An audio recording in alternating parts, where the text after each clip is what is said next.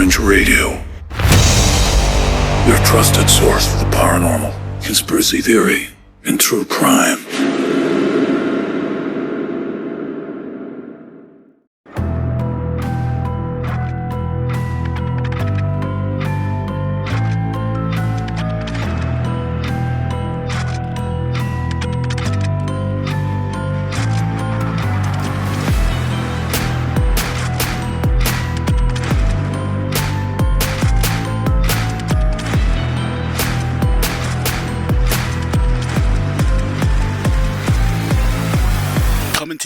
From the Mistopheles Studios, it's Dark Fringe Radio.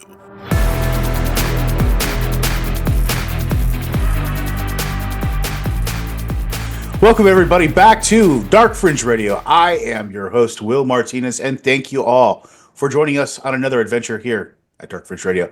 Couldn't do this without my co-host, Jake Losi. Jay, how is it going? How you doing, brother? La vida loca, my guy. It's another day in paradise. Absolutely. That's what I like to hear, man. Absolutely. Thanks for joining us tonight, Jay, for another exploration into the mysterious and unknown here at Dark Fringe Radio. And we got a lot to talk about tonight. Our main subject for tonight is the mystery of the Loretto Chapel, which is a pretty interesting topic that I stumbled onto from TikTok, actually. And then I started doing some research on it. Really interesting topic. We'll be getting into all that tonight here in a second. But first, Jay, I wanted to let everybody know how they can listen to the podcast. Jay, if you could enlighten everybody and let them know how they can listen to Dark Fringe Radio. I can do that, William, but only because you asked so nicely, as you always do.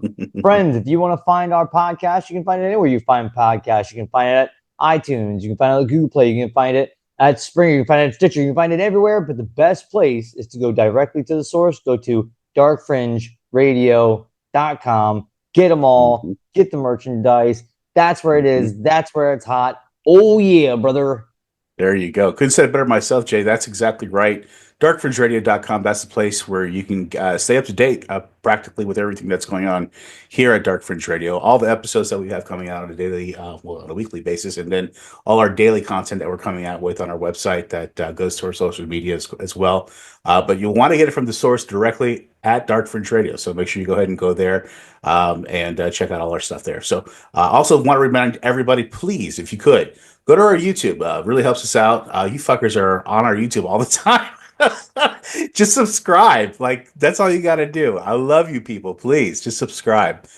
There's so many people that watch us just don't subscribe. It's like almost criminal. We could be doing so much better with the numbers just by the people that watch the videos. If half of them could subscribe, that would be huge. So just giving you that kind of perspective of what's going on there on the YouTube page. So please do us a favor, subscribe and share our stuff if you can. Jay, before we get into the main topic, a couple, little things that we like to talk about before we get into the main dish for tonight, a little appetizer. But first, I wanted to talk about some Dark Fringe news. You ready for some Dark Fringe news? I couldn't think of a better appetizer than some Dark Fringe news. That. All right, let's do it.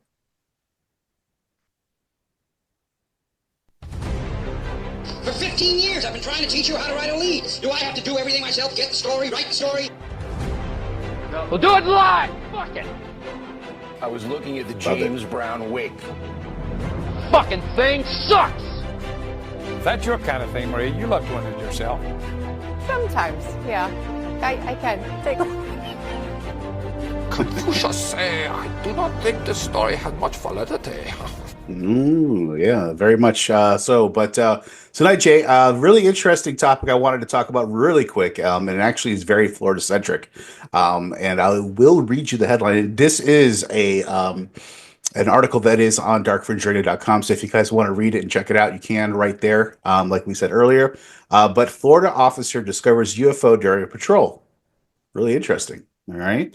So it's kind of very Florida man-ish centric, but police officer in Florida was understandably bewildered when he caught the sight of a UFO following an airplane when he saw the aircraft fly by at a tremendous speed once it had seemingly been spotted.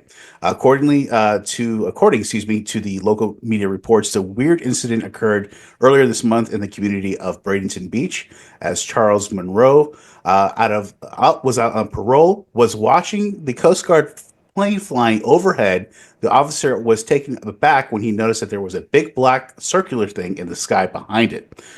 He estimated the object was at least the size of a car or maybe the size of a small aircraft. Intriguingly, it would appear that Monrose was not the only one who saw the UFO, and says that the plane turned around as if it was in pursuit of this actual object, Jay. So at that point, the officer was really, taken back by what he saw, which had largely, stayed stationary in the sky. It really didn't move so much.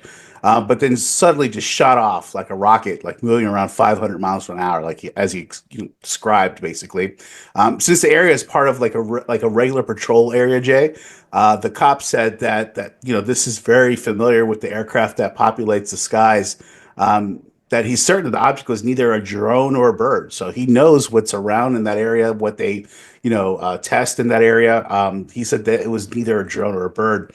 He's like, I'm no UFO conspiracy theorist. I'm not saying it was from space or anything like that, he said. But there was something in the sky that was hauling ass, he said, quote unquote. Fortunately, Monroe's managed to snap a picture of it, of the oddity, as you can see on our website, darkfringeradio.com. And I'll post the picture here on the of the show as well, which resembles a black rectangular object attempting to get to the bottom of the strange story. The local newspaper investigating the case contacted the Coast Guard, but was told that there was no unusual incidents in the area that was occurred at the time. So, Jay, we get a very credible source here with a Friday in Florida. Yeah, right. I'm just happy the cop didn't do what most Florida cops do and start shooting at things. Shooting at it, right? We're gonna shoot it down. The fuck is that? Get it, please. Get it down. And then you hear this in the background. Right? My people. My people. I love it. People. But yeah, Jay, I mean, this is interesting because, a lot of times, when you see these or you hear these UFO stories, it's just, from a regular guy like you or me, and you can say, oh, that guy, we don't know him. And, was he on drugs? Was he drinking? Blah, blah, blah, blah. Drugs cheap. Drugs cheap. Right? But then we hear from an officer. Well, you kind of take it a little bit more for what it is, right? Let's also be honest, right? Yeah. Lately, things that used to be crazy, not so crazy. Yeah. Okay? I was watching something just the other day on weird conspiracy theories that turned out to be pretty close to on point. Yeah. Yeah. So, is it are any of us really surprised anymore? No. The only shocker is that it took so long to get one in Florida. I mean, really? Yeah. And the cool thing is that you'll see the picture on the website. And I mean, it's a clear cut picture of something just hanging out there behind the aircraft. Who knows what the hell it is? Listen, all right, it's in Florida. They're probably just down here on vacation, right? Just kicking it, driving by. Oh, cool. Get a mojito real quick, right? Yeah. It actually kind of sounds like not the Florida man story I chose. Okay. But the one of the many that ended up being a failure, but was so good was actually. Guy gets assaulted for telling a guy he's got a cool car. Right? Similar situation. Who does that? Like, okay, Jay, Asshole. for instance, you drive a different type of car. You don't drive an everyday type of car. I get a lot of compliments. And you get comments, I'm sure. I love it. A lot of the times, right? I love it. Hey, dude, nice car, right? All the time. Right. Why would you get mad at that? Yeah. A guy had a black Challenger in Polk County. Oh. Okay. Yeah. Guy's behind him. Nice car, bro. Yeah. Guy gets out. Good. I was just glad to see you had a nice car. Guy gets in his car and drives away. Yeah. Wow. Crazy. What a dick. Yeah. Going back to this story here, Jay, we get these reports of UFO sightings all the time, like I said, from everyday people. And, a lot of, it's very easy for the media to discount everyday people like you and me, Sure. They can make up anything, but it's harder for the officer. You know what I mean? It's becoming like we were saying earlier, it's become more and more where you've seen them from the Navy pilots. We've seen the video of the one coming out of the water. And again, I'll be the first one to say, did I believe that there was life out in the universe? Absolutely. Did I think it was here on this planet? No, I did not. Right. Has my position changed? Well, yes, it has. Well, Jay, and also it's funny though as well. We think about it. 30 years ago, if you would have saw something like this as a cop and then went back to the precinct and said this up, you would have been like, I don't know if I should say anything to anybody, right? No, you wouldn't say anything to I think I'd keep this to myself. Yeah. I don't want them to put like a psychological evaluation on me or anything like that, right? I'm just going to keep it to myself. Now it's completely different. Now, if you see some shit and you take a picture of it, you come out with it. It's different now. So we now have cameras with us everywhere we go. Right. Everything everywhere is videotaped 24/7, generally from multiple angles. And if you don't believe that there's things in your stuff that's probably watching you and listening to you, then you're crazy. So I don't think that this is the only thing recording us right now. And that's okay. I got nothing to hide. That's why I'm here on the show doing it. That's right. CIA. Hey, CIA. Nice to see you guys. Government listening device. I need a pancake. The DOD, the Department of Defense. I know who you guys are. I see you. That's cool. It's Gooch. We're good. I'm good. I got nothing It's to do. all good. It's all good. It's all good. Just a nerd. Asking questions. Yeah. Asking questions. I don't want to tell guy, look, I'm not even right. Exactly. But we have cameras now. Cameras are videotaping everything. It's harder to deny some of these things. It was easier, and when there's any kind of smoke and mirrors, whenever things don't seem to always line up, it's human nature just to question it, question what you see, question what's going on, question what's happening. Correct. Yep. But it gets hard to shoot down some of these things when it's so clearly at least something that we don't understand. Right. Yeah. Bare minimum. Yeah. Yeah. It's weird, and now that we're seeing, like you said, the proliferation of having so many cameras everywhere, we're starting to see so much more things that we've never seen before. So, this is all kind of new to us too. This is like a new age of like, I don't know what kind of exploration. I'm not even sure exploration, but just discovery of just things, you know what I mean? Because now we can record it, you know what I mean? Data. Yeah. This is the data. This is the data. We've data come era. out of the information revolution, right? Yeah. Yeah. Tech, computers, information. We're now going on to the data. There's the data AI. So much content. Yep. Yep. Right?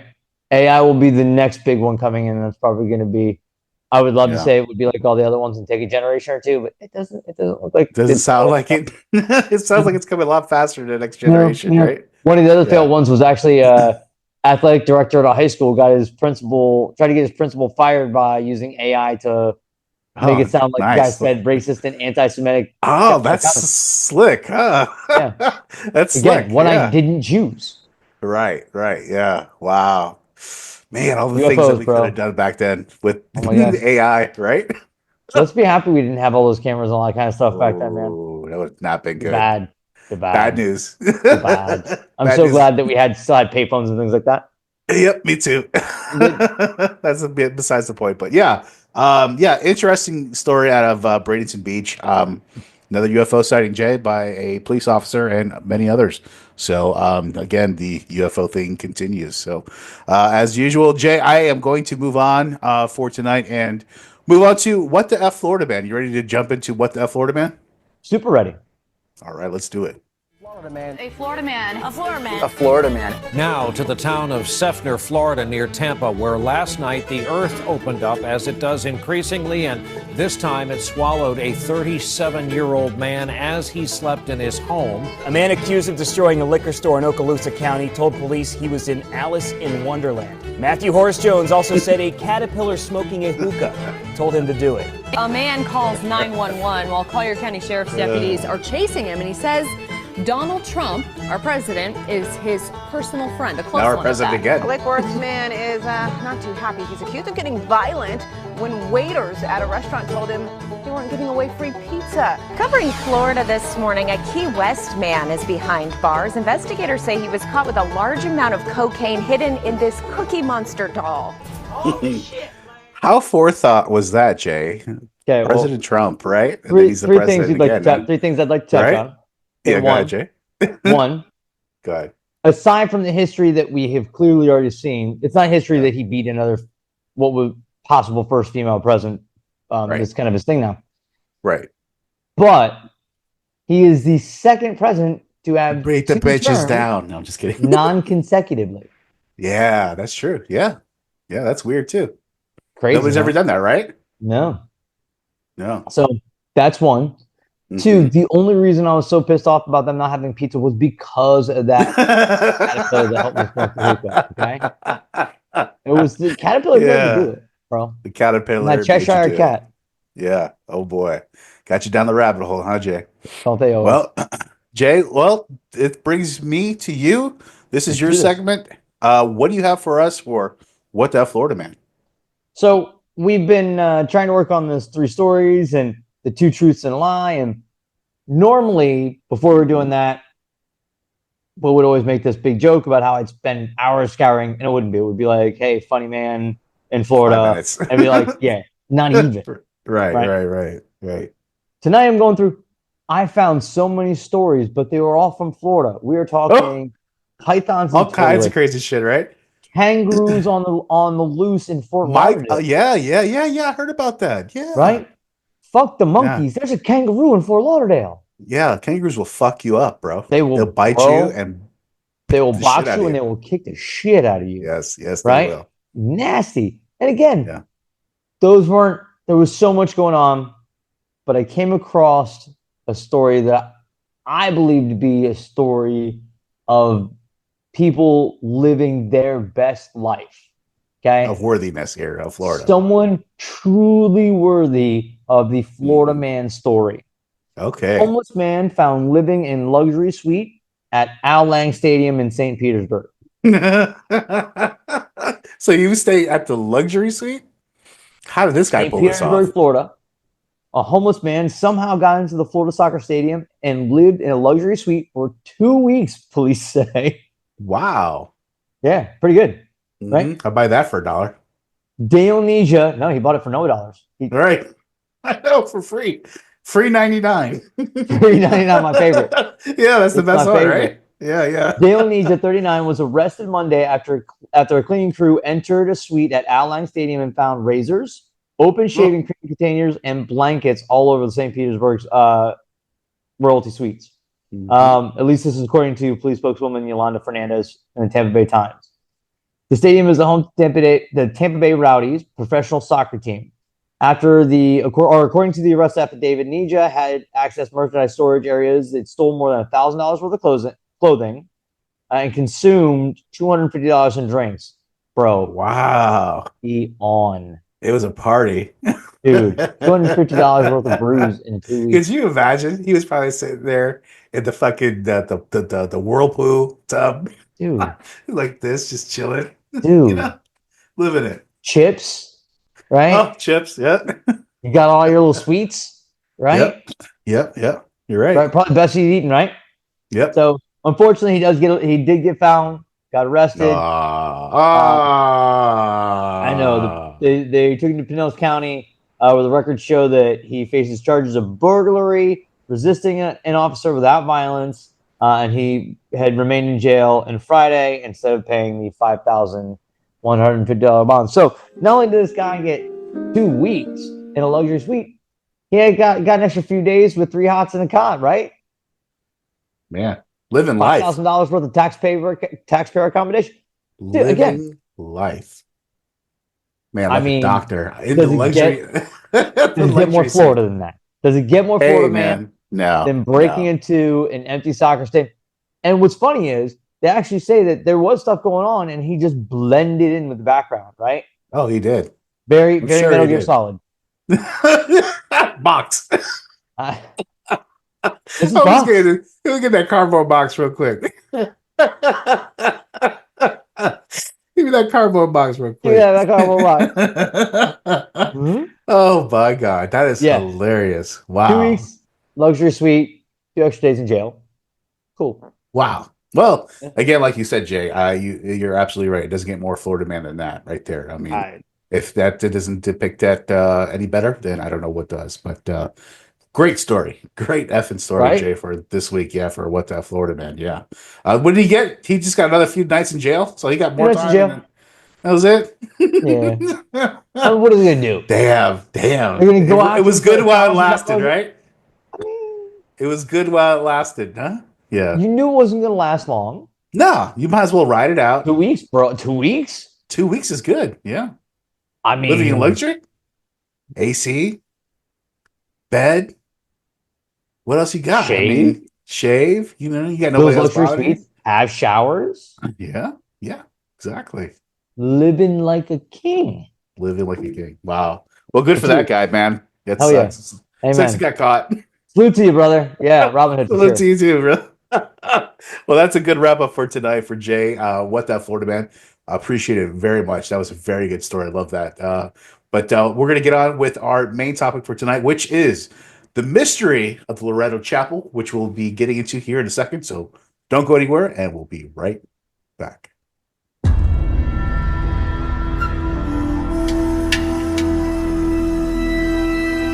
Tonight we will be discussing the mystery of the Loretto Chapel. The Loretto Chapel, located in Santa Fe, New Mexico, is not just known for its stunning architecture, but for a mystery that has captivated many for decades.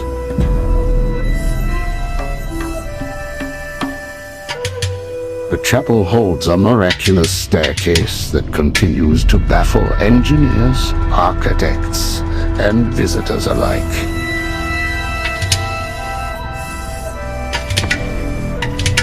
Now let's join Will and Jay for a fascinating discussion of the mystery of the Loretto Chapel.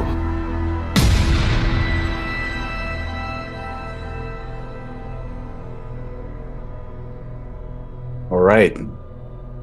I don't know why my camera just went out there, but yeah, that's a really good intro here, Jay, into the subject we're going to be talking about, the Loretto Chapel. How do you like that? It's pretty good, huh?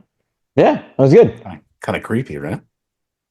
I was thinking very Vincent Price. Yeah, yeah, right? Yeah. I got kind of like the whole thriller vibe in there. Right? Yeah, no, this is a great subject here we're going to be talking about here, Jay. And it's the mystery of the Loretto Chapel. And again, as I explained earlier, I kind of ran into the subject on TikTok. I don't have TikTok, but I was sent a TikTok video. And then I saw it and I was like, oh, that's interesting. TikTok. Oh yeah, I don't have a TikTok. I can't do that. I had one for like 8 seconds. Yeah. And I was like, oh my God, I feel stupid just for having it. Like I had to go. Oh, it's funny because now like kids think that Facebook is old. So like for instance, like my son, he's like, oh, you got Facebook? I'm like, yeah. He's like, that's for old people. I'm like, thanks for making me feel old. I really appreciate that. But yeah. Nonetheless, I got this particular story dropped on me through TikTok, and the Loretto Chapel, from the surface, it sounded amazing. This story is actually something that would be definitely right up something our alley, Jay, and it's actually a really, really cool story. We're going to talk about the origins of the Loretto Chapel, and of course, the intro, of course, highlighted the subject matter of there being a staircase. But we'll talk about how all that works out into this whole story. But let's set the scene here first. I want to set the scene first and kind of like talk about the origins of the chapel and how it all came to be first, and then we can get into the mysteries of it after. Please, because you ran into this. Usually, you are my intro into most things of either the macabre, mysterious, and/or conspiratorial, because you've really enjoyed torturing me most of my life. Did I send you a Freddy Krueger video on Instagram yesterday or something? Did you? I think you did. I think go check your Instagram. Yeah. Okay. See, as we were just talking about TikTok, I almost never go to Instagram, and and this is probably why. So great. Yeah. I will go ahead and do just that. letting you know before you go to bed. Thank you. Because I don't have anything to do for the rest of the evening. Oh, it's totally you. It's totally you. Awesome. Yeah. But anyway, I digress. So I had never heard of this. So as we were prepping for this week's show, and we had been meaning to do it for the last few weeks, we got kind of behind. My bad. But my bad too. Will sent me the show notes, and I got kind of reading it. it seemed very interesting, and I'm looking forward to seeing some of the architecture, seeing the staircase, and hearing some of these stories because it does kind of sound like it is right up our alley. So Yeah. Oh yeah. with the 411 G unit. You got it, brother. But yeah, so Do that again. Tony Ayo's out there saying, "Yo." But yeah, no. Let's get into the origins of Loretto Chapel, Jay. Well, it's a fascinating story, as is mysterious as it is, Jay. Of course, the famous staircase located in Santa Fe, New Mexico, is the chapel was initially constructed to serve as a place of worship for the Sisters of Loretto, a Catholic religious order, of course. The story begins in 1850, so we're going back, per se, about 150 or 60 years ago, when Jean-Baptiste Lemay was appointed the first Archbishop of New Mexico, territory which then was a rugged part of the United States, which pretty much is now still, I'm sure. I was about to say, it doesn't sound like it's much Yeah, different. yeah, it's not much different now. Well, the Archbishop, Jay, Lemay, originally from France, he had a grand vision of expanding the Catholicism in this particular region. All right, and so he encouraged the establishment of the schools and churches to one which was the Academy of Our Lady of Light. Right, a school for girls that was run by the Sisters of Loretto. So by 1852, the sisters arrived in Santa Fe from Kentucky. And their mission was to educate young girls in the area and become, central to their work. So that's what they were there to do, really help out the community. That's stuff that churches do all the time. Normal stuff. Normal stuff, especially during that time. So as the school grew and got bigger and bigger, the sisters recognized that there was a need for a chapel where they could, of course, go worship and, do their religious ceremonies and stuff like that. So Archbishop Lemay, known for his passion for this Gothic revival architecture, this is something that he had personally, shared his sister's dream of building this beautiful chapel on the school grounds. That's what he wanted to do. And he's like, I had this dream, I wanted to do it. And it's just like his purpose, right? Sure. So this design was modeled after the Saint Chapel in Paris, which he knew of and was very reflective of his European influences, of course. Ooh la la. That's where, ooh la la, of course, yeah. So the construction of the Loretto Chapel began in 1873. So it took about another 20 some odd years for him to actually, kind of get a lot of plans pesos, together. man. It takes a minute to get all together. Listen, think about funding, bureaucracy, got red tape, all that stuff, bro. right? Exactly. So, under the guidance of the French architect Antoine Moulet, Moulet was renowned for his expertise in Gothic-style architecture, Jay, which was evident in the chapel's pointed arches, tall windows, and intricate stained glass windows. So these windows were imported from France, actually, and they were carefully crafted to bring beauty and spiritual light into the chapel. So there was a lot of thought and time planning put into this whole thing, Jay. There was a lot of energy put into this. So, this one man's passion, this nun's sister's, passion to have this place of worship. It was all together, a lot of energy put together. So they started erecting this building, right?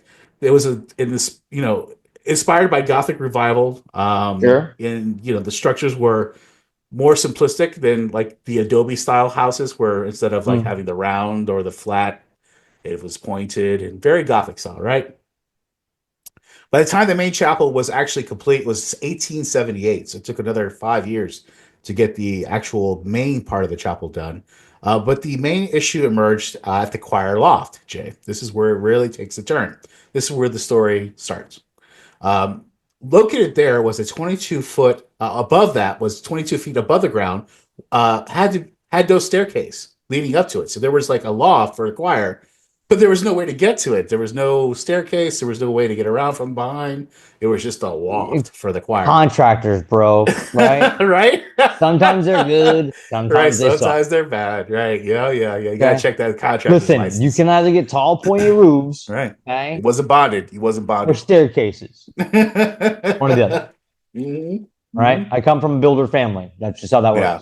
There you go. Yeah, your dad was in construction. Exactly right. So, so you have this choir loft, Jay, that was built, but no fucking way to get to it. It's just sitting there, basically empty. No way to get to it. There's no access to it whatsoever. So, and it was 22 feet above the ground. So, Adding to the complexity of this whole thing here, Jay, the chapel's small size left no room for a regular type staircase because it was so small. You couldn't just build the staircase going up because then it would go up just one way, so you kind of would have to wrap it around almost like do a circular staircase. This posed, of course, a serious problem. And the choir loft really was like, hey, listen, what are we going to do with this area, And so they started doing daily prayers and service about what they're going to do here, Jay. I mean, that's what one would do. Right? Isn't that what one would do? Right? You would think, right? You would figure you pray about it. If you're one of these sisters, you're bringing Catholicism to New Mexico, you've chosen to dedicate your life to such a tremendous undertaking, then yeah, you hit a roadblock of such interesting and mind-boggling issue that we've all had one of those moments where you thought you had it all figured out, and then suddenly it's like, oh, fuck. Right? Yeah. So those sisters kind of looked around, they did the proverbial fuck. What do we do? Yeah. And then they got down on their knees and they prayed. Yep. And this archdemon dude, archdemon. Wow, we were really going. What do they call that? A Freudian slip there, Jay? I was going to actually start to lead into a question asking you: have you ever heard of anything good that starts with the word arch? Not really. No, not really. But before I could get out a question, my feelings just came out of my mouth. They arched out. Oh, Jay, no, and it's amazing you say that because sometimes when people get obsessed with certain things, you know what I mean? As you can see here, you can find out that you're in a position where like, oh, you made a mistake, obviously, and now you have to kind of figure out how you're going to circumvent this mistake and figure it out, right? Yeah. Like you said, Jay, the sisters were very devout and they put their faith into, the higher power. And so they said, to solve this problem, the nuns prayed for 9 days to St. Joseph, especially, who's the patron saint of carpenters. So, of course, that's the one they're going to pray to and say, hey, listen, we need your help. If there's anything that you can do, da-da-da-da-da. So on the final day, a mysterious man arrived at the chapel. He offered to build a staircase, right? The mysterious carpenter who constructed the Loretto Chapel staircase remains of one of the most intriguing figures in American architectural lore. Now, I am not saying this just to say that. It's a true fact because what happens after this is truly astonishing. And I'm going to explain all this here in a second, right? Not only as... listen, I was all ears when I started listening to this story. I was like, what the hell? Known only as a humble craftsman, he arrived shortly after the Sisters of Loretto completed their novena, which is like their evening prayers, right? A 9-day prayer to St. Joseph, to the patron saint of carpenters, asking for the solution for their staircase dilemma. According to the sisters, accounts of the man appeared at the chapel's doorstep with only basic tools and a donkey, offering to build the staircase. The carpenter arrival was mysterious and his disappeared. So as quickly as he arrived, as quickly as he disappeared. This guy did not leave any time to like sit around and socialize and say, hey, this is what's going on, da-da-da-da. No, he came in, he came out, which is kind of suspicious, right? So described as a quiet and very reserved person, he requested to work in solitude. This was his conditions. He had to work in solitude, allowing no one to observe his methods. So nobody could watch what he was doing. He had to be by himself, so everybody basically had to leave, right? Yeah, according to the legend, makes sense. this is where it starts to get weird. Questionable so far. But it starts to get kind of weird. He's like, okay, we're just going to trust this guy? Okay, all right, let's see, right? So according to the legend, Jay, he used only the most rudimentary hand tools, no power tools, of course, because that wasn't even available back then, or nails were supposedly used in the construction of the supposed staircase. He worked behind closed doors, and the sisters respected his request for privacy, checking on him only after his work hours. Right? So they didn't bother him at all. They just let him do it. Good. Yeah. And just as mysteriously as he appeared, the carpenter left after completing the staircase, leaving no name, no address, no demand for payment. The sisters reportedly searched for him in the nearby community to thank him for and offer compensation. They could not find him anywhere. They tried for like a week. They could not find him. No traces of him were discovered anywhere. Even the locals did not even say they even saw this guy, which is the weird thing. Because usually in a place like that, somebody from outside the town comes in, you're like, oh, that guy's not from around here. He's new. You know what I mean? You see someone, and a project like that, it's not going to be over in an afternoon. Right. It's going to take some time. Yeah. And they see a guy like that who's never been in the city before, they're going to be like, okay. Be conversation. Right. So they're going to know. Right. One would think. So many have speculated, Jay, about the carpenter's identity over the years. Some believe it may have been an exceptionally skilled but reclusive craftsman traveling through the region, which is, it could be possible, right? Possible. Others argue that it may have been an angel or even Saint Joseph himself sent in to answer the sisters' prayers. Hence why he just kind of like disappeared like a fart in the wind after. Popular theory. Nice way to describe a saint. Sorry, I saw the Shawshank Redemption just a couple days ago. That came back to my head. Remember when he was like, would he just disappear like a fart in the wind? Remember? And he was behind the pain, Anyways. Yeah. Rita Hayworth. Anyways. So the popular theory suggests that he may have been a member of the Freemasons.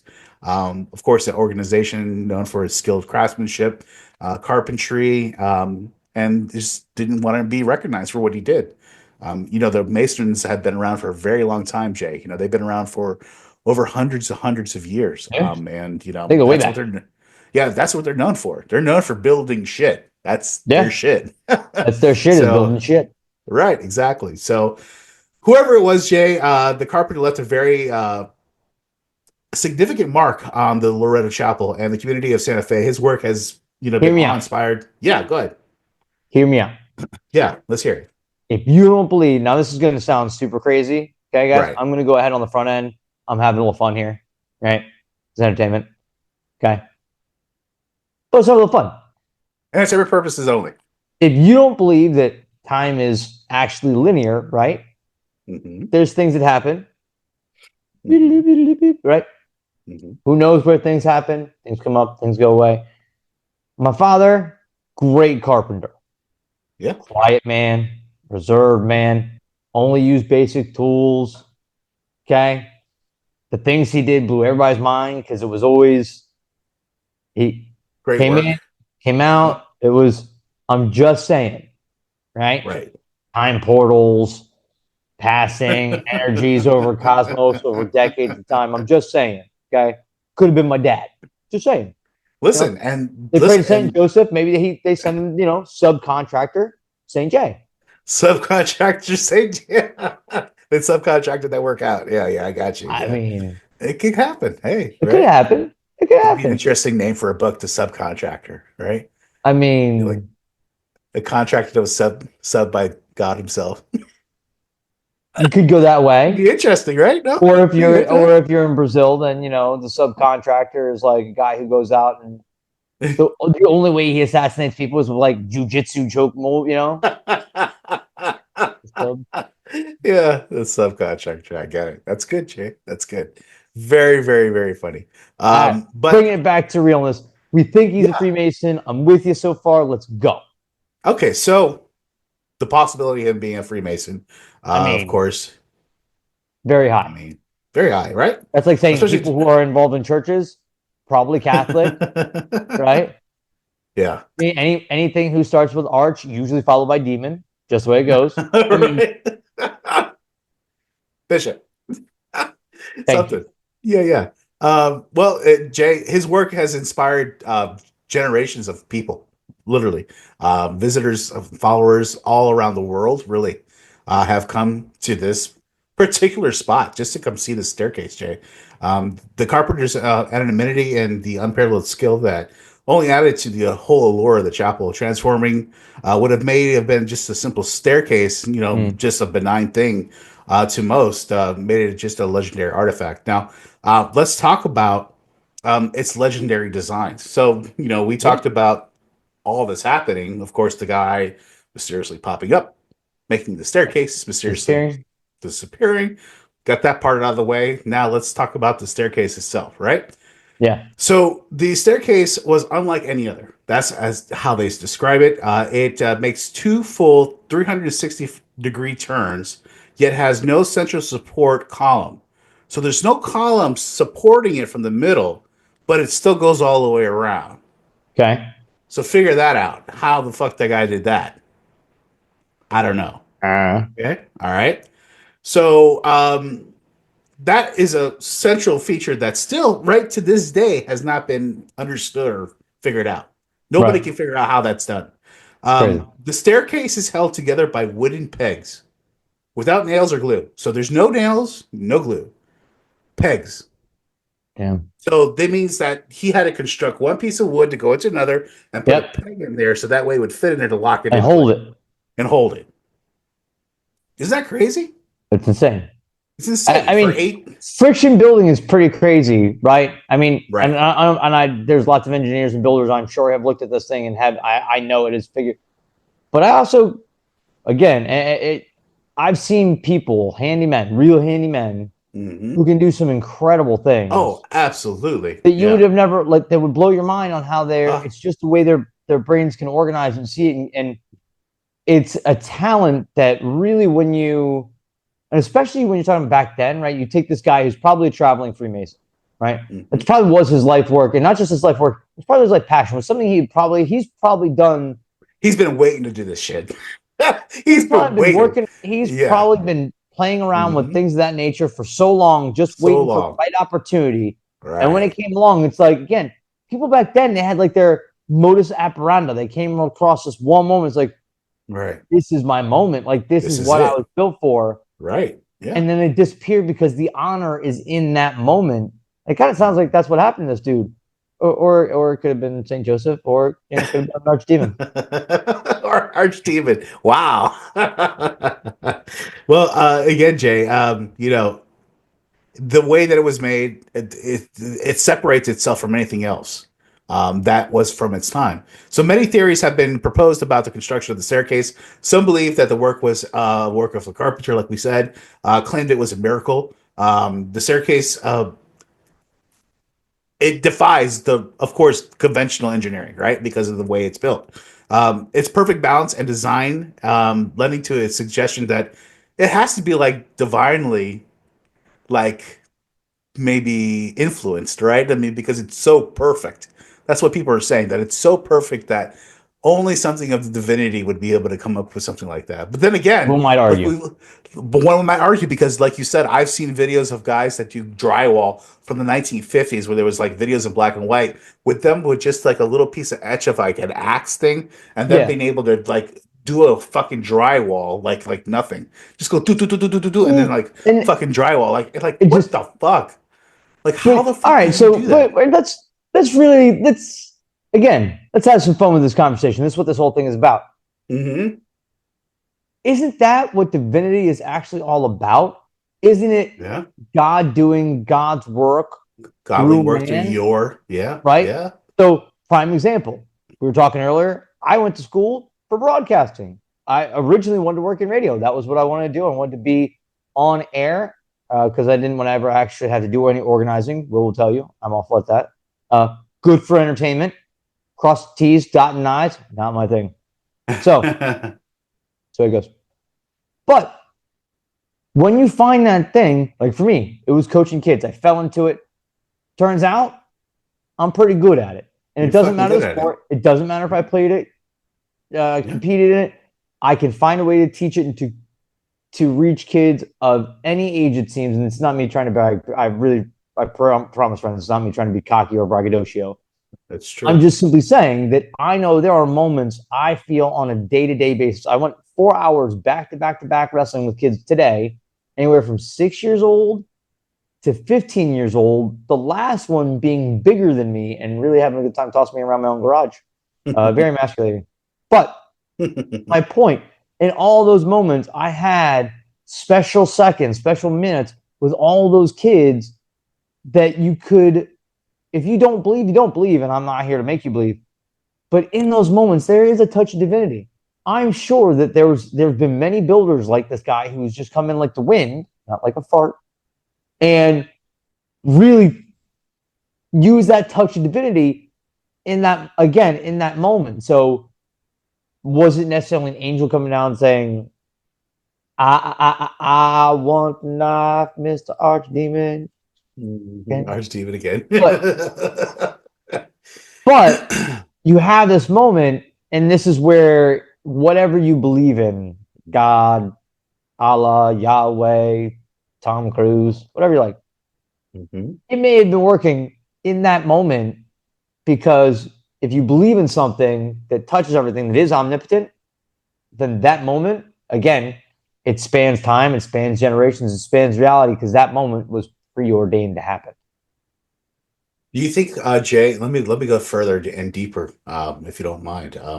Do you think that when we see things of like feats of strength or feats, whether it be in sports or in anything, and just in life, do you think that may be a touch of divinity there too? Like say for instance, okay, let me say this. I'm sorry, real quick. For instance, like the Immaculate Reception, as they say, right? Oof. Right there. Conception, very different. Right. The Immaculate Reception, they already put it on a tip of it being divinity, of course. Right? I mean, biblical. It's biblical right there. I mean, when you see the play itself, you're like, "There's no fucking way this happened," but it did happen. There's still questions on if it was ever legal or not. Right. Oh, even to this day. Right. If there's documentaries. There's museum pieces to it. Yeah. Right? Yeah. Crazy. Yeah. Do you think that's a touch of divinity there, Jay? Do you think that God just says, "Hey, let me just do this little thing here real quick"? Yes. Yeah. In a short answer, yes. Yeah. In a long answer, I bet everybody has a moment, if they really thought about it, to where they felt it, right? And again, because I can only really talk about my personal experience, my second wrestling match, I got a pin. Who gets a pin in their second wrestling match? The more people I interact with, the more I find out some really great wrestlers, they were still losing their first and second matches. I got a pin, and a guy 2 weight classes above me. Right. And I picked him up and threw him all around. And I'm not a Hulk. I'm not, I've turned into a pretty good wrestler in my old age. I've learned a few techniques as the time has gone. But it was my second match. But everything just worked. It just, everything clicked. Moment. Everything clicked, right? It was like that. It just fell into place. Right. And I could, how I fell into working with kids. Again, it just fell in place. I happened to work at a Babies R Us that happened to be in a plaza with my gym. The woman who owned it happened to be pregnant with her third kid. She didn't need all this. Like, she knew baby stuff. She happened to come in. We happened to it just, if you actually take a step back and look at whether you believe in large numbers or random occurrences, whether you believe there's divinity or not, if you take a step back and look at how your life has led to the moment there is, yes, there's things that are in your control. There are things that are out of your control. But if you really look at it, even with you some pretty shitty luck, you'll see spaces where things were laid out for you. Right. Yeah. Yeah. It seems like there was a little bit of a design there. Like, okay, all right, this was put there, right there. All right, cool. I'll play off of that. I'll use those cards. I'm going to play those cards. That's fine. It's all good. Absolutely. I get it. Yeah. And it's interesting because, you talk about the situation here, especially when you put so much energy into something, you know what I mean? You start praying about it. You get people all together, praying about one particular subject or one particular goal. You know what I mean? It's a lot different than just you doing it. Then you have other people, putting all that energy together. That's got to do something, right, Jay? I mean, I think so. Here's the thing. Whether you believe in the power of prayer or not, okay? Right. Whether you believe you can manifest. I actually just heard a really interesting conversation between two fighters, Corey Sandhagen and Rampage, on manifestation and how Rampage actually thinks he manifested his loss against Forrest Griffin. and it's interesting when you hear guys that, you know, these big tough. Where he made fun of him, and he said he shouldn't have made fun of him. Is that what he's talking about? I'm sorry. I think we were talking about Rampage when he said he made fun of him, and then he knew he did that on his own. Like he kind of like manifested his own loss because of that. So in this most recent interview with Corey Sandhagen, when we were talking about the manifesting loss against Forrest Griffin, he was saying that he had an issue with his manager who remained nameless for legal reasons, and I'm going to say that because he said it, and he's Rampage, and I don't need him coming and ripping through my doors. Thank you very much. So bust your fucking door up. I quote, yeah, for legal reasons. He didn't name it, so that is what it is. But his manager allegedly at the time had possibly said in a conversation that was only heard by Rampage and these people, that if Rampage were to lose to Forrest and lose his belt, this manager who Rampage was trying to get away from would retire. So he said he went in there kind of subconsciously. He didn't want to lose his belt, but he said subconsciously he wanted to be rid of this guy. I was in a bad situation, and it was, it's interesting. It's interesting. Right. Very, very introspective. Right. I've heard lots of stories about people manifesting things, and energy has been proven to just transform. You can't destroy it; it just changes. Right. Yeah. The amount of energy that we put out on a daily basis just existing is insane, right? Today, before 8 o'clock, I had made coffee, walked the dog, disinfected a wrestling mat, and started getting myself prepared for what would end up being 4 hours of very brutal wrestling. And that's my normal day. Forget the extra stuff that you'll have to go through when your car breaks down or your significant other gets sick, or you have to go, you have a thing at your kid's school. Maybe it's not even a bad thing. There's things that take energy and it transforms as it goes around you. I know right now I sound super tinfoily hat and you must be not at all. No. But I believe in my experience, and that's the only one I can speak on, I have certainly prayed on things, and things have certainly broken my way. And I prayed on things that didn't go the way I had thought I had prayed for them to go. And I found out, kind of like that old Garth Brooks song, God, some of God's greatest gifts are unanswered prayers. That's right. Yeah. And as country as I sound there for a second, I feel like it's true. There's a connection with whatever it is. Yeah. And when you put that energy out there, it might not always work the way you want it to, but you'll see how it does something. Kind of works in your favor. Right. Yeah. Yeah. It's like that proverbial, kid that throws the tantrum on the floor, right? What are you going to do? You're going to placate to that, or are you going to walk away? You're going to walk away. If you're a smart parent, you don't placate to that bullshit. You don't do that at all. You walk away. You let them fucking figure that shit out, and they're like, okay. Jay has a third option. What's the third option, Jay? So, when my children would throw temper tantrums, and do their thing, I would lean and go, "Where are your parents?" and then walk away. That's a mind fuck right there, Jay. Stop mind fucking these kids. That's a mind fuck a little bit. No, where's your parents? That's good. I get it. That's good. It's good. Did I say that I opened their door and did creepy Elmo laugh? No, but still, it's interesting because then it stops to make them think too. Yeah, well, and that's all you. 9 times out of 10, that's all you're really trying to do is get right at that moment, and right. Yeah. Right. Yeah. And question the reality for a second. What? 9 times out of 10, that's most of life, right? It kind of comes down to how we react. Mm-hmm. Don't let it be a big deal, because 9 times out of 10, it's really not. Right. When it is a big deal, well, then it's a big deal. That's exactly right. Exactly right.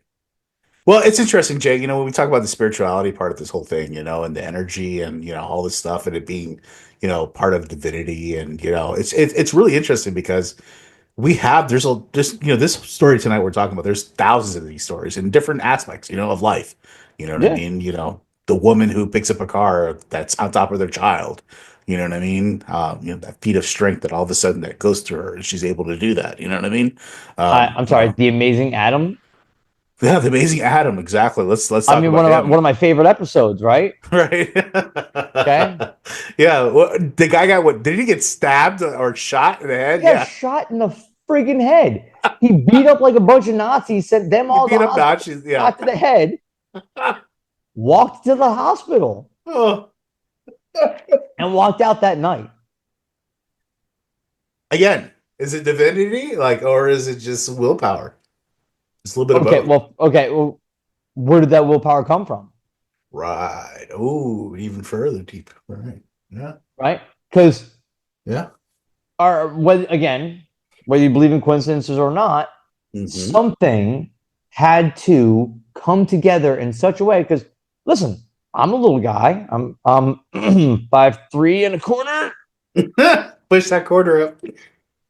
Well, my wife is 5'3". You push that quarter up. Yeah, it's all good. It's all good. And I walk around after wrestling practice and at a whopping 140.8 pounds, twisted steel and sex appeal. There you go. But, and I'm a pretty tough little dude, I think, for the most part. I'm not going to beat a 28 Nazi. No. I'm going to get my ass kicked in that situation. You kick me in the head. My guess is that's it for me, homie. Yeah. Right? No, listen, you're absolutely right. I mean, again, we're talking about these things that people are able to tap into. There's a thing. Yeah. Like there's a thing. There's a Thing. I don't know what you want to call it. You can call it whatever. You can call it ABCDEFG, whatever. I don't care. How cocky would it be of us to think that we know exactly what to call it? Exactly. Why are we trying to label it? What the hell do we know? Why does it even have a name?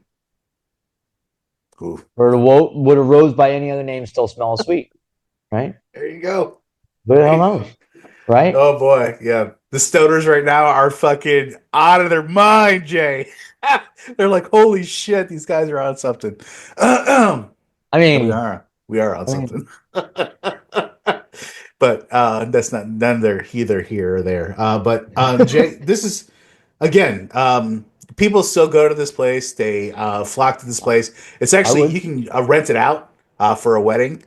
You can use it to just like a regular hall. I mean, it's there. It's small. It's nothing you could fit I think a total of 50 people at most in this place. At most, and that's pushing it. It's so small. How sad is it though, right? Do you think it's sad or is it good? That's what I want to ask you. Yeah. That it's used as that now. Okay. Let's wrap it up, right? Okay. Everything has its times in transition, right? Right. Prime example. You see behind me 2 sets of wrestling shoes. Black ones had to get retired. They had their day. They've done their thing. They are now falling apart, but I can't part with them because they have energy I put into them. Some of the things that I've learned came while wearing those shoes. Some of the best moments of my life happened while I was wearing those shoes. But unfortunately, those shoes had to get retired.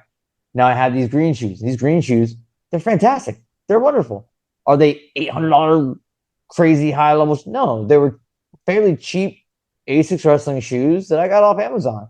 And they're fantastic. And the energy I'm putting into them now is great. And I'm getting great feedback from them. It's a different wrestling because they're different shoes, believe it or not. But everything has its time. Something like this, right? There was a time where it should be used as a staircase to get to the ungettable for those quite nice choir people to really sing to heavens. It's a smaller church. It's antiquated. This is a masterpiece. This is the divine work we're talking. People are flocking to see it. At some point, shouldn't it kind of be warded off and allowed to just be? Because forever use will eventually cause wear in ways that we will never be able to repair. Why are we going to destroy something just for the sheer sake of destroying? It has survived. It has gotten there. Why can't we just protect it just a wee bit and let it be as beautiful? And let's give it its splendor that it has deserved after well over 100 years. 100% understand what you're saying, Jay. I get what you're saying. You want to preserve that thing, that what it is, right? Whatever it is you want to call it, you want to preserve it. And I get what you're saying. And whatever they want to do with it, that's their business, right? Obviously, they own it. That's their whatever they're going to do, right? But at the same time, it's I get what you're saying there, Jay. You don't want to push it to a point where you forget what the significance really, what it is really about of this place. You don't want to lose that spark. Time is going to get it, man. Right? Yeah. Like I used to watch this show, The Grand Tour. Right? Those the three guys from Top Gear going over to Amazon had their show on there. It was great. It just ended. They just did their very final Grand Tour ever, forever, ever, ever. Right? Mm-hmm. Very sad, very wispy, and they ended it where they started their very first one. So it's great. I urge people to go watch it. It's fantastic. But in their second or third to last episode, they went out into the desert and they went across a town that had been there from before Copernicus. And they were in libraries. Most of the buildings were libraries because that's how much ancient knowledge was in these old libraries. But most of the town had been swallowed up by the Sahara Desert. And eventually, it will all be gone there. Yeah, right? It'll all be gone. All right. It'll all be gone. So, and I'm not saying that it needs to maybe forever retired. Maybe you only let so many people on a time, or maybe I don't know. But at least let it be protected, right? For sure. Yeah, no, I get it. Right? Yeah. But, something like that, you could preserve. It is in a way that you could, at least, if that's something that we can control, why wouldn't we try to save just a few things of beauty in this world? Because there's so much ugly. Yep. 100%, Jay. I agree with you 100%. Yeah. Again, you know what I mean? To each as those, they want to use the building of whatever nature, that's fine. But again, don't lose that spark of what that building, the significance of what is inside that building really represents. And not just for a wedding hall or chapel or whatever you want to call it, which is fine. I get it. Fine. You got to make money. I get it. You got to try to make some type of profit. Yeah, I get it. But at the same time, don't lose the soul of what it is. Don't lose the soul. Don't lose what it's about. You can't let that happen to the guy. Don't lose its soul. But yeah, no, I think it's a good wrap up, Jay, for tonight. For the mystery of the Loretto Chapel, Jay. I think it was a good podcast and a good subject matter for tonight. I want to thank everybody for, of course, listening on Dark Fringe Radio. This is episode 156. Wow. Right, Jay? I mean, it just keeps going, which I love. And I thank you guys for the support. Thank you, Jay, for continuing to do what you do with me every week. I really appreciate it. It means a lot to me. Again, Jay, just want to let everybody know where they can, of course, find the episodes and find all our information. darkfringeradio.com. Make sure you go there, check it out, and all the good stuff is there. So anything else for us tonight, Jay, before we say goodnight? We spoke so much on depth and divinity, and there's a lot of spiritual conversation, which is out of it's usually we'll talk macabre and stuff, but we don't usually get too deep in spiritual. So we don't get into that usually. This is a rare episode for us. So on these notes, friends, keep in mind, no matter what happens, no matter what's going on, it doesn't take much to be nice. And I think if we're all just a little nicer to each other, forget some of the things that you see, forget some of the things you hear, and allow it to have just a little bit of space for a little bit of healing, I think we'll go a long way. So let's all be nice to each other. There you go. Be nice to each other. Don't be dicks. Don't be a dick. Don't be a dick. That's Dark Fringe Radio. Yeah. Don't be a dick. Don't be a dick. Yeah. That's the moral of the story for tonight, everybody. Thank you again, Jay. I appreciate it. And we'll see you guys again next week on another edition of Dark Fringe Radio.